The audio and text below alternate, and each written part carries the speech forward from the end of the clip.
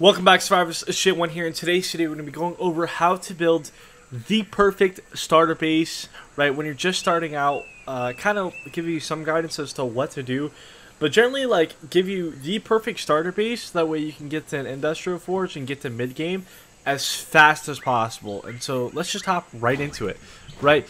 So number one is whenever you build a starter base, you're going to want to build it next to metal. Right, the reason why is because it's going to be really easy for you to farm metal, and there should be 3 goals that you have during your starter base that all obtain to one goal. The main goal is to get to mid game. In order to get to mid game, what do we clarify as mid game? Getting a full metal base within like an industrial forge, and then like once you get like a chem bench and stuff, you're like mid game.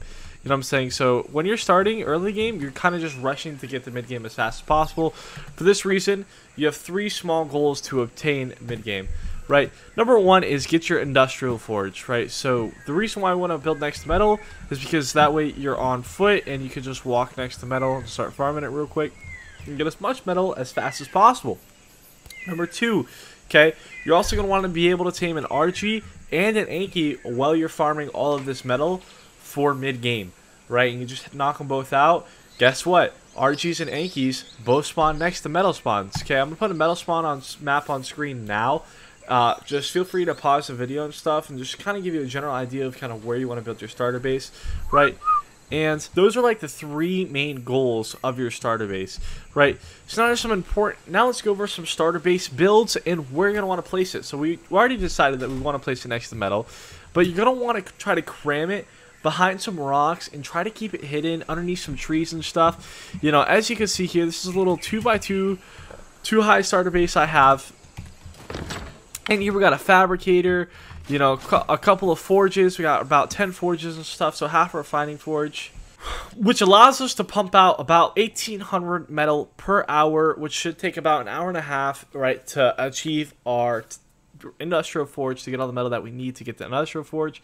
And that gives us more than enough time to get an Anki and RG for an hour and a half, using like mutton meat and stuff. So mutton or prime, which is great. So this is like a great little starter base. On top of this, we have 238 slots for items for, you know, whatever to place, which is more than enough. And then we got production for smithy, chemistry stuff like narcotics and GP, and fabricator for endgame stuff. So this is really, really great. And we also have a preserving bin in order to keep, you know, our meat from spoiling. So this is a great starter base. Within an hour and a half, this shit will get you to mid game, and you'll be absolutely amazing. Okay, and the whole point is to be able to survive, right, for that like hour and a half, right? And in order to do this, if you place down like this base in the middle of the woods behind a bunch of rocks, right, and while you're doing this hour and a half and stuff, it is gonna be more than likely you're gonna be able to not get raided within, you know, the hour and a half, 2 hours that's gonna take you to get to mid game with this base. Because if you're on foot, you could literally be 25 meters away from this base and have no idea that it's there because of, you know, where it's at. I mean, I'm literally like, what is it, 20 meters right now, or right here you could be 22 meters and you would never see where it's at. You know, from this side, I think it's like 30 or whatever. But yeah, so that's kind of like the whole goal. It's just build like a little base that's like behind, in the trees, behind some rocks and stuff that is hidden. As you can see over here, we have, you can fly over the trees and, you know, you're never going to see this thing, right? So that is the absolute pinnacle of a starter base. So now that we know that what our goal is of the starter base, let's go over all of the starter base designs and what they have to offer and what is best and what you can kind of sneak in, you know, behind whatever rocks and the trees that you're kind of using. So starting off is the old traditional 1x1. This is not viable, okay? This is literally unusable because you can't place refining forges next to a bed anymore in a 1x1. So you can't, 1x1s just are automatically obsolete on official servers. Let's go 1x1 too high. Maybe it's like a tall skinny rock and stuff you're hiding behind. In here you have access to a smithy, a bed for a respawn point, also a preserving bin. We're going to be using a lot of preserving bins instead of storage boxes because they hold a little bit more, and they take up less space, and it can be used to keep your stuff from spoiling. And then you also have refining forge. Okay, this base produces about 180 metal per hour, so it'll take you about 15 hours in order to get an industrial forge with this base to get to mid game, which is not very good. And it also has about 135 slots, which is going to fill up pretty quick, right? But definitely the metal is the major flaw there. Okay, so now let's move on to this 2x1. So in this 2x1, right, you have 2 forges, which produces about 360 metal per hour, right? Each forge produces 180 metal per hour, 21 metal per 20 seconds, okay? So with this base, it's going to take you about 7.5 hours in order to get to mid-game, which is, again, is way too long, and you do not have access to a fabricator. However, you do have a respawn point, a smithy, 3 mortar and pestles to start getting some tranks going, a preserving bin, for some storage space. So you got about 195 slots of storage, and then like some early stuff. This is great if you're just trying to get, you know, some metal tools and stuff, but not really viable for trying to get to mid game. Now, if you are trying to get to mid game, what you could do is you could take this 2x1. This is kind of where it really starts to become viable to get to mid game, is in these 2x1s. With the 2x1, you can get a respawn point, you can get 3 mortar and pestles, a preserving bin down in here for storage, 2 refining forges. So again, it's going to take 360 metal 360 metal an hour is your output, which is not very good. So it's take about 7.5 hours to get industrial forge. And you can also have a smithy in here, and then you also get a fabricator, which is really, really nice because you could just craft it in here. So if you're like logging off for the night, this is definitely like a great base design and stuff, since you do not care about how much metal is going to smelt. About smelting the metal very fast. You're going to smelt it all anyways, since you're logging off and going to work or whatever, right? So 2 refining forges is fine. If you're logging off, this is great. You easily hide this thing, okay? And when you wake up, boom, you're mid game, right? On top of that, this bad boy also comes equipped with 265 slots, so you have all production availabilities to you. It's just the metal is very, very slow, but it's easy concealable. And you also have 265 slots, which is very nice. So this is a great base if you're just trying to log off for the night and, you know, let the metal smelt while you're sleeping. So now we're going to be jumping into the 2x2s, okay? There's going to be 2 options. I'm going to show you guys the 2x2s based on whatever one you want to do. So 2x2, 1 high is really nice because you can hide this thing really easily. Almost behind like any rock. Like if you were to stuff it behind this rock, nobody would really find it if you're in the middle of the jungle. And with these 2x2s, you get 8 refining forges, which produces about 1,440 metal per hour. So within 2 hours, you could be mid-game. This is great if you have a small tribe and you're just, you know, it's probably going to take you a little bit longer to farm mid-game, or maybe you're trying to work on tames before you go to mid-game and stuff. So it takes you about 2 hours to get to mid-game with that, and you also have a couple hundred metal left over. You will have to build a fabricator probably outside or something. This doesn't have room for a fabricator, or you're going to have to expand your base, which does suck. But besides that, this is a great starter base, and it also comes equipped with 219 slots for inventory and a respawn point. So that is pretty good. If you do not like that 2x2 base design and you want something that, you know, you're going to be able just to upgrade right into, this is one with a fabricator. So in here, you can still have your 3 mortar and pestles. The only problem is you get rid of those 4 extra refining forges and replace a fabricator. So this does cut your metal production down to about 720 an hour. So it's going to take you about like 5 hours in order to get an industrial forge.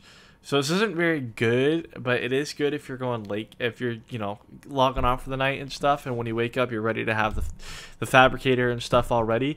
This is a great base design if you're logging off for the night. And it also comes equipped with 217 slots of inventory, which isn't bad as well. So now we're going to be entering the 2x2 2 high, and this is where if you're really trying to rush to mid-game and stuff, this is kind of one of the starters that you should build. And from here on out, it just these are like the ones where you're worried less about concealment and worried more just about getting to mid game as fast as possible, right? So with this 2x2 2 high, you're able to get 10 refining forges in here, which allows you to get 1,800 metal per hour. You also have all production availabilities to you as far as your mortar and pestles, your fabricators, and your smithy, all available to you. you actually have 2 beds in here, which is very, very nice, and a crap ton of storage. In total, it's about 388 slots of storage. You know, an hour and a half to reach mid-game, 1,800 metal per hour production in here. More production, you know, kind of structures than you really need at this stage in the game. And nice respawning. So that is very nice how the beds, you know, how you have an extra bed in here, so it cuts your respawn time in half. This is a great starting base, and this is something that you could easily hide behind really any big rock. You, like, I don't know, that's, if you're looking for a middle child or, you know, a middle starter base, that's the one I'd go with. Okay, so now we're going to go on to the 3x2 that's 1 high. And this is where things start to get interesting, right? Because any long rock that you find out in the wild will be able to conceal this along with some trees, and you're looking pretty good, okay? And when you get inside, it's honestly not as good as the 2x2 too high, but it makes up for it in a couple different areas. So first off, your metal production is a little bit less, okay? You only have 8 forges in here, so that totals up to 1,440 metal per hour with all of these things running. So it'll take you about 2 hours to get to mid game, and I'll leave a couple hundred metal left over. On top of that, this bad boy also has all production inventory available to you. You have a fabricator, a smithy, and mortar and pestles, plus a crap ton of storage, a lot of storage. This thing has 337 slots of storage, so it's very, very concealable. All production availability to you. It'd take you about 2 hours to get to mid-game, but that's honestly not bad for a base this size. Now, moving on, if you're trying to rush to mid-game, this might be and still kind of stay hidden. This is kind of something that I would really recommend. If you have a tribe of like 6 people or 10 people, this is also a great starter base, right? And there's no reason why you should not be building this. This is where we're starting to get to the juiciest starter bases that are going to be able to, you know, just get you to mid-game the fastest, right? So this is the 3x2 too high, okay? And this thing has 18 refining forges, okay?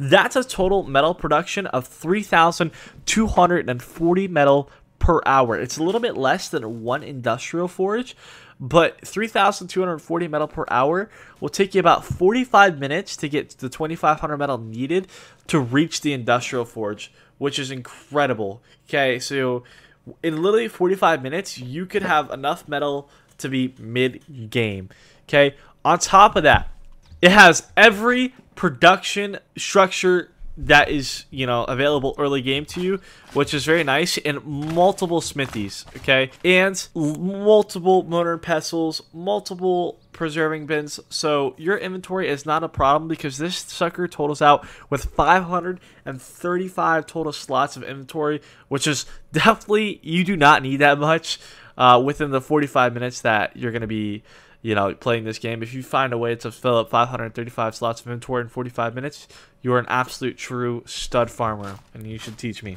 okay?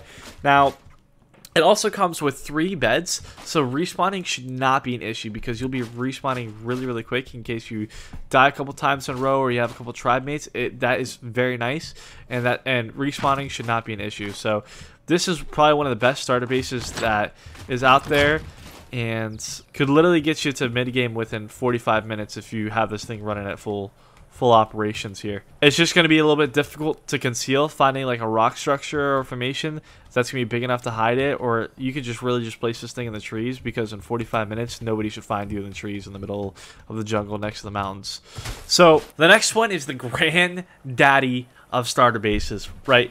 We are coming into Big Papa here, right? This is our 3x3 too high. I never decided to do a 3x3 1 high, because if you're going this big, you might as well go all out, right? So if you decide to rock a 3x3 too high, this is awesome because it's going to also easily translate into the mid-game section. And I'm going to teach you guys how to build a mid-game base builds next, right? That's going to be my next video, right? And so with this building has 23 refining forges that you could cram inside of it, okay? That totals out to 4,140 metal production per hour with all these things running. If you get all these things running at the same time, you could literally be in mid-game within 35 minutes, okay? You'll have enough metal to build an industrial forge, which is absolutely ridiculous, okay? On top of that, this sucker has ample production, okay? Production is not an issue. If you are a Mega Tribe, this is the starter base that you want to build to get into mid-game, okay? We have 4 smithies, 2 fabricators, 10 motor and pestles, correction, 5 smithies. The production here is not an issue whatsoever, okay? And then we also have 3 preserving bins to store meat and other things to act as storage boxes, okay? On top of that, the amount of slots this thing can hold is ridiculous. This thing can hold a whopping 900 slots, okay? Which is incredible, okay? That is very, very nice. You are not going to be needing all of those slots, but, you know, it's just great to have all the extra storage. And on top of everything, the gravy on top, you get 6 beds, okay? Respawning is not an issue with this base. I mean, unless you are all really bad, okay? Which might be a case. Alright, if so, get good, kid. You should not be needing this many beds. I mean, maybe, but... Anyways, you know what I'm saying? This is the granddaddy of starter bases right here. Ample metal production, ample production for all buildings.